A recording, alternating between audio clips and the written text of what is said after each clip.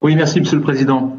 Monsieur le Président, Mesdames et Messieurs, chers collègues, nul ne remettra en cause que depuis une vingtaine d'années, nous sommes confrontés à un véritable cycle de réchauffement climatique, accompagné d'un dérèglement sévère dont nous observons les conséquences aujourd'hui.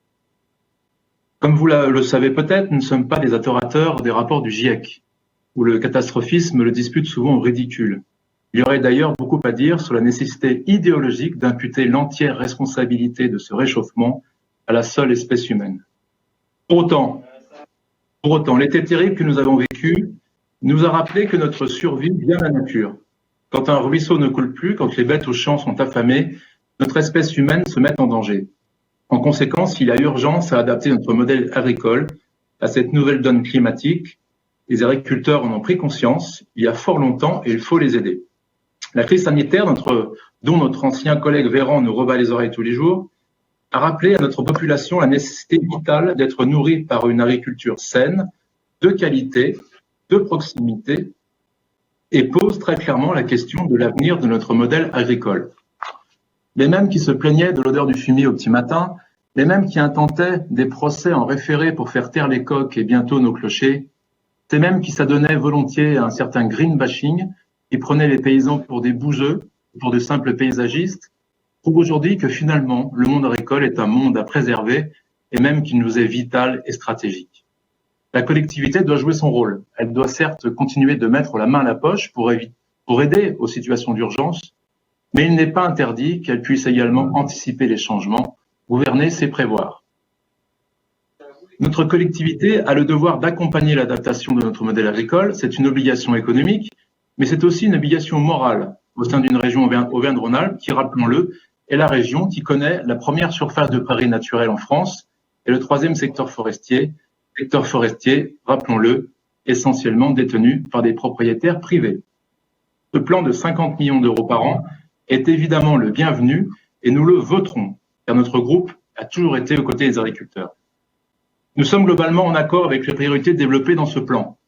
Accompagner financièrement les filières, si durement touchées en soutenant leurs investissements en matière d'irrigation, adapter les nouvelles pratiques culturelles en implantant des cultures moins soumises au stress hydrique, sans remettre toutefois en cause l'autonomie fourragère des élevages qui doit être recherchée. Un point important est le développement des énergies renouvelables, afin que les exploitations tendent vers une réelle autonomie énergétique, la production d'énergie renouvelable sur l'exploitation par la méthanisation, les panneaux photovoltaïques solaires, par la géothermie. Et puis il y a la forêt. La forêt, rappelons-le, est d'une utilité et d'une richesse inestimable. Elle est touchée par le réchauffement. La collectivité doit aider cette filière majeure de notre économie régionale.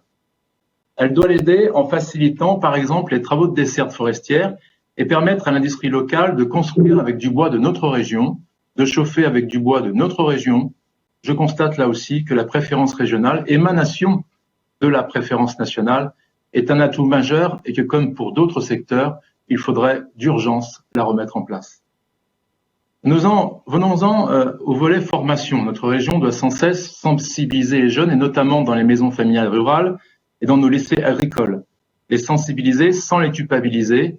Nos jeunes ont le droit d'être instruits par des gens formidables, des professeurs des lycées agricoles qui ont le sens du réel, aux antipodes des messages angoissants et ridicules de Greta Thunberg, portés par cette gauche et cette extrême gauche hors sol et complètement soumise au progressisme et au politiquement correct.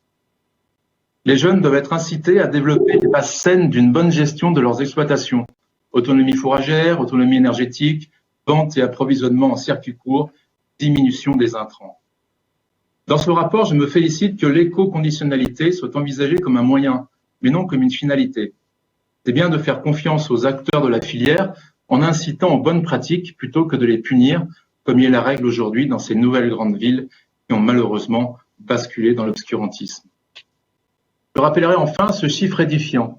Les 40 plus gros cargos qui sillonnent les mers de la planète polluent autant que les 750 millions de véhicules roulants dans le monde. Chaque cargo brûle en moyenne plus de 10 000 tonnes de mazout pour faire l'aller-retour entre le continent asiatique et les continents européens, et je ne parle pas des 17 000 tankers pétroliers qui composent un ensemble de 100 000 navires de commerce qui sillonnent les mers. À la lumière de toutes ces données, qui donnent raison à ceux qui, comme nous, ont refusé de signer les traités transatlantiques, non seulement néfastes à nos filières agricoles, mais aussi au bon air que l'on respire, au bon air de la campagne que vous semblez affectionner, Monsieur le Président. Et oui, la campagne, c'est dire si l'accompagnement ne doit pas porter que sur le volet agricole, mais doit être aussi beaucoup plus global. La protection de la nature, et je sais que vous êtes d'accord avec moi, la protection de la nature est trop importante pour la laisser aux seuls écologistes. On le voit bien tous les jours dans nos villes et nos métropoles qui se sont offertes aux Khmers rouges et verts les plus sectaires. Puisqu'il me reste quelques minutes, je voudrais, Monsieur le Président, pousser un coup de gueule contre notre gouvernement dont un éminent représentant, si je puis dire, était sur nos bancs il y a quelques mois. En ordonnant le confinement des grandes villes et des banlieues, puisque c'est bien de cela qu'il s'agit, le gouvernement voulant se protéger des centaines de plaintes qui ne manqueront pas de fleurir en 2021, le gouvernement, totalement hygiéniste et tétanisé, a brutalement ordonné la mise à mort de nos secteurs de la nuit, de la restauration et de l'événementiel, qui touchent en cascade nos producteurs agricoles et viticoles. Beaucoup ne se relèveront pas de ce mauvais coup supplémentaire qui leur est porté.